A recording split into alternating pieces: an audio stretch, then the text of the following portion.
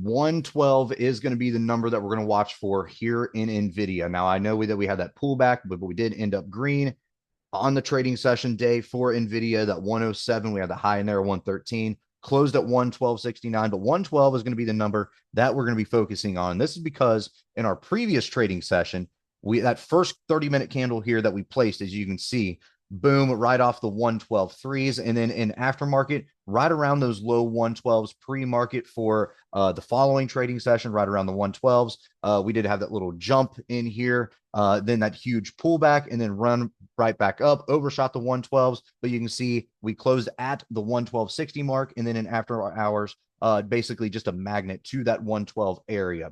So this is going to be make or break in here for Nvidia going forward, that 112. You can see our 9-day EMA is currently at 112.13 here. For our 30-minute, you can see the stock is basically just wrapped around right where that 9-day EMA is. So we're not really worrying about this 200 SMA. We wanted to come back down, right? Because we want to get some consolidation here. And then hopefully this 9-day EMA can run up above it.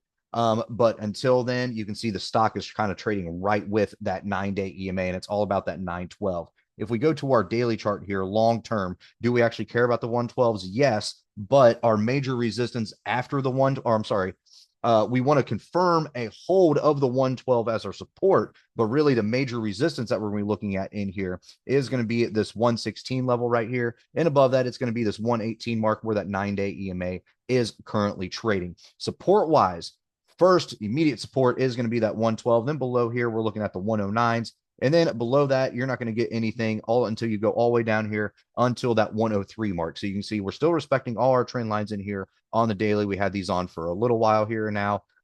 So nothing new there, but still we have this channel in here, the 109 to this 116. We have to see if we're going to stay in here, trade in that, or if we can kind of run up and then break ourselves out of it. We're going to have a lot of momentum to clear this 9-day EMA in here, because if we do clear that, then it's going to bring this 200 SMA back down closer to us, little consolidation, and then we can start ripping up and then worry about crossing back over.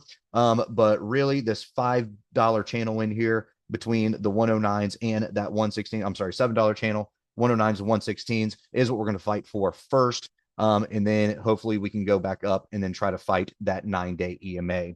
You have good IV in here with an IV rank of 45, right around an $8 expected move by this Friday. The following Friday, right around $11 expected move.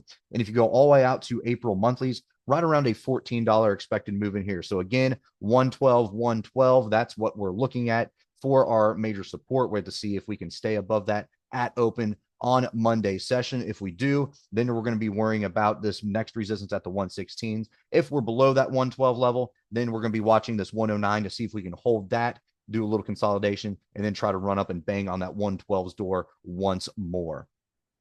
All right, guys, if you like this video, make sure to check us out on all of our social media. We also have a Discord service if you're interested, or you can find all of our socials in the description below.